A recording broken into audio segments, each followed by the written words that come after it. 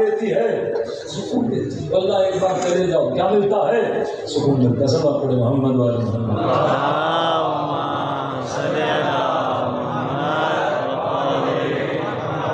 آگے کوئی 5-6-7 آیتیں ہیں لیکن موضوع لمبا ہے، میں اس کو کل کی مجلس کو چھوڑتا ہوں. تو فرمایا یاد رکھنا اگر سکون چاہتے ہو تو صفات محمد اور آل محمد میں خود کو ڈھالنا ہے. کوئی زینتوں کی طرف کھینچتا ہے لیکن اگر جذب ہونا چاہتے ہو اس نور کی طرف توجہ کرو. اب ایک نقطہ ورنہ اگر اہل ولایت تو ہم اہل بیت کی بھی معرفت اور ہم اہل بیت کے چاہنے والے کی بھی معرفت. کل کی واقعات نہیں ہوتا ہے. اگر مولا حسین کو خوش کرنا چاہتے ہو تو کسی حسینی کو خوش کرو، کسی علی کے چاہنے والے کو خوش کرو. تو مت سمجھو کسی غریب کو تھوڑے سے پیسے دے رہے اسے دے دو، تو تصور کرو اپنے رب کو پیسے دے رہے ہو. کسی کے چہرے پہ مسکراہٹ ڈال رہے وہ چہرہ نہیں. تہران کا تاجر کہتا غرض زیارت سے ہوتا ہے بعض لوگ 5 دن نکالتے ہیں معصومین کی زیارت کے لیے کہ بھائی دنیا داری بہت ہو گئی، اب 10 دن 15 دن جائیں اور معصومین کی زیارت کریں، سکون حاصل کریں، نور حاصل کریں. کہتا میں نے 10 دن ٹکٹ بک کی تہران سے مشرق پہنچا. امام رضا کی زیارت کو گیا 2 دن گزرے، کہا ایک خط نہیں آ رہی، آنکھوں سے آنسو ہی جاری نہیں ہو رہے تھے. 4 دن گزرے، 6 دن گزرے، 7 دن گزرے.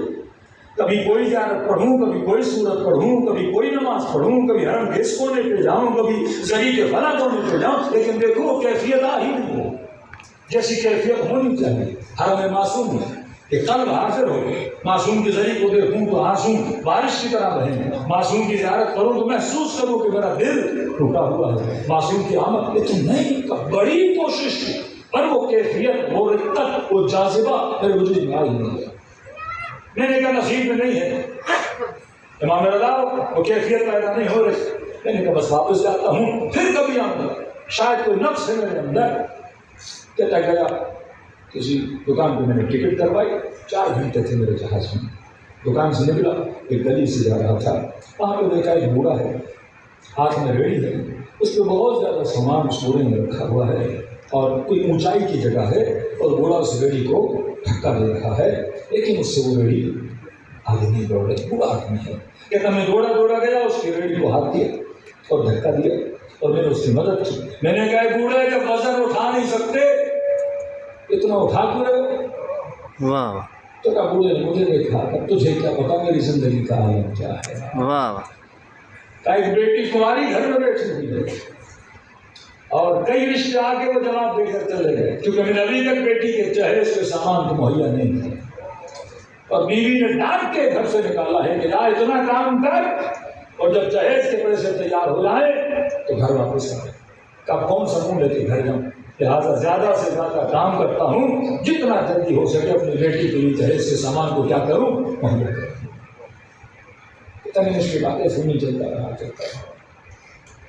میں نے کہا بوڑھے میں بھی مسافر ہوں اور 4-5 گھنٹے بچے ہیں میرے فلائٹ میں، گھر کہاں ہے تمہارا؟ اس نے کہا یہیں نزدیک ہے. تو کہا مہمان نہیں چاہیے. پہلے بوڑھا کترایا غریب آدمی، اس کو کیا کھلاؤں گا پلاؤں گا، تو کچھ بھی نہیں ہے، چائے بھی پلا دو میری تھکاوٹ اتر جائے گی. پھر میں نے کہا مہمان ہوتا ہے حبیب خدا ہے، گھر لے کر جاتا ہوں. گھر لے گیا، دروازے پہ دستک دی، سامنے کھانا آئے، تب مہمان حبیب خدا ہے بس چائے رکھو. تو اس نے چائے پر تیار کی. میں نے کہا شرمندہ ابھی گھر میں ایسا کوئی ہے کہ کوئی بات نہیں. کہتا میں نے گھر میں چائے بھی پی رہا تھا، اس کے گھر کو دیکھا، واقعاً حالت عذاب تھی. اتنا غریب کہتا میں نے زندگی بھی کسی کو نہیں دیکھا. کہتا بیٹھا ہوا تھا، اسی وقت میں نے چیک بک نکالا اور ایک اچھی خاصی رقم اس چیک بک پہ رکھی. میں نے کہا بولیے. کہا کس کے لیے؟ کہا بیٹی کا جہیز بھی لینا اور تو پیسے بچ جائیں جہاں دل کرے وہاں خرچ کرنا. تو بوڑھے نے مجھے دیکھا کہ دیکھو جناب اگر قرضے کی نیت سے دے ابھی سے بتا دو میرے اندر واپسی کی کوئی طاقت نہیں. غریب آدمی ہوں، اتنا پیسہ تیرا واپس نہیں کر سکتا. کہیں قرضہ نہیں دے رہا، ہدیہ ہے میری طرف سے. بیٹی کے لیے جہیز لینا، سب کچھ کرنا. جب اس نے بیٹی کو بتایا 2 ہزار قطار رونے لگے. کہاں سے خدا نے کسی کو بھیجا ہماری مدد کر دی. بیٹی پریشان ہے, کہتا مجھے خدا حافظی کے لیے دروازے تک آئے اور چہرے سے پورے محاسن ان کے آنسوؤں سے بھیگ چکے تھے. اتنا رو رہے تھے کہ گھر سے نکل رہا تھا کہ دیکھو مہمان و حبیب خدا ہو, ہم آپ کی مہمان نوازی نہ کر سکے, ہم آپ کو اتنا کھانا نہ کھلا سکے, بس اتنا کہہ رہے ہیں کہ آپ کو اجر امام معصوم عطا کرے.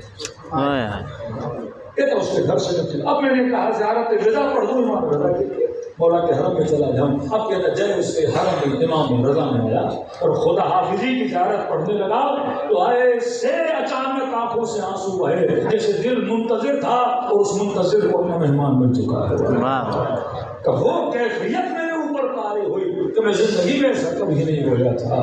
اس طرح سے معصوم باز عمل کی وجہ سے آپ کو کیا کرتے ہیں, اپنی طرف جذب کرتے ہیں. کبھی کبھی بلا بھی انسان کو خدا کے قریب کرتا ہے.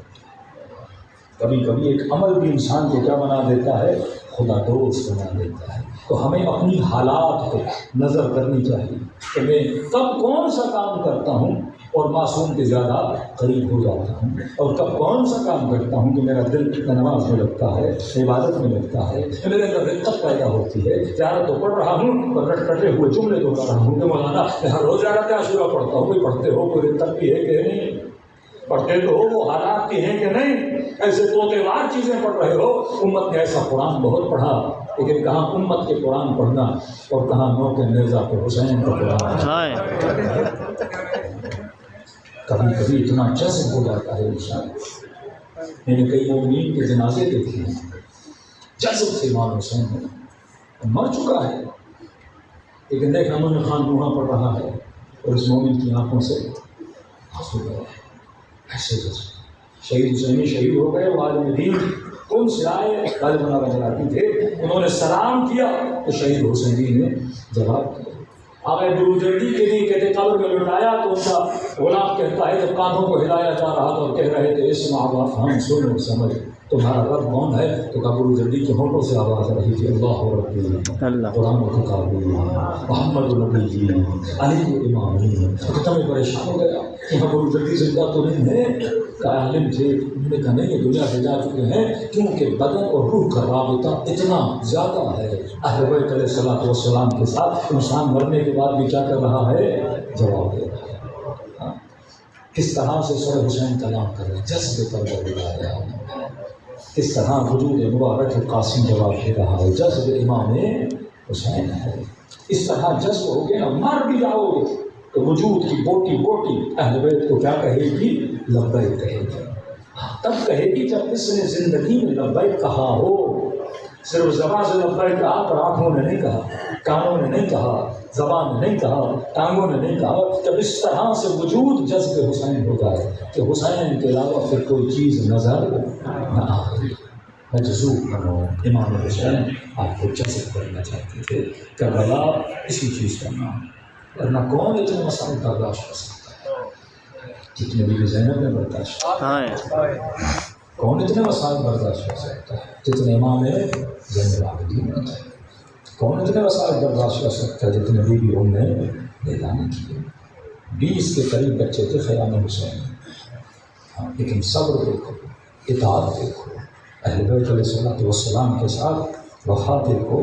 یہ کمال وہی کر سکتا ہے کہ جذب ابا عبداللہ حسین کا 2 محرم ہوئی. شیخ نے کہا کہ خیموں کو ہٹا دیا جائے. حضرت عباس سے پر سالار لشکر حسین پہلے سے بہت زیادہ غضبناک تھے, کیونکہ اس لڑکی نے ایک اور خط لکھا تھا حضرت عباس. اس خط پہ حضرت عباس نے بہت گریہ کیا تھا. امام حسین نے فرمایا قاضی رو کیوں گیا, کہ مولا اس کی جرت کیسے ہوئی, اس نے مجھے امانہ میں بھیجا ہے.